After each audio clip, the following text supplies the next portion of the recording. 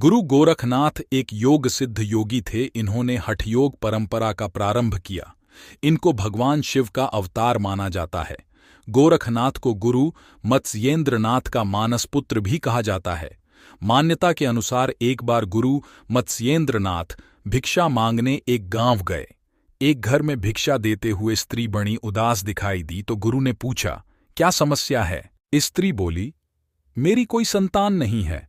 उस स्त्री को परेशान देख गुरु मत्स्येंद्रनाथ ने उसको मंत्र पढ़ाकर एक चुटकी भभूत दी और पुत्र प्राप्ति का आशीर्वाद देकर चले गए। लगभग 12 साल के बाद गुरु मत्स्येंद्रनाथ उसी गांव में फिर से आए और उस स्त्री के घर पहुंचे।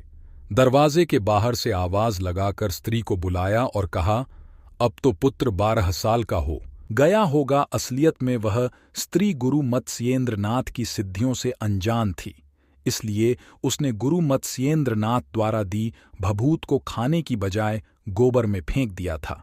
गुरु मत्स्येंद्रनाथ की सिद्धि इतनी प्रबल थी कि भभूत बेकार नहीं जाती। स्त्री घबरा गई और सारी बात बताई कि मैंने भभूत को गोबर में फेंक दिया था। गुरु मत्स्येंद्रनाथ ने कहा, वह स्थान दिखाओ। वहां जाकर देखा तो एक गाय गोबर से भरे एक गड्ढे के ऊपर खड़ी है और अपना दूध उस गड्ढे में झलका रही है।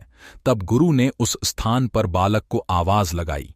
गुरु मत्स्येंद्रनाथ की आवाज से उस गोबर वाली जगह से एक 12 वर्ष का सुंदर आकर्षक बालक बाहर निकला और हाथ जोड़कर गुरु मत्स्येंद्रनाथ के सामने खड़ा हो गया। इस प्रकार बाबा गोरखनाथ का जन्म स्त्री के गर्भ से नहीं बल्कि गोबर और गो द्वारा की जाने वाली रक्षा से हुआ था।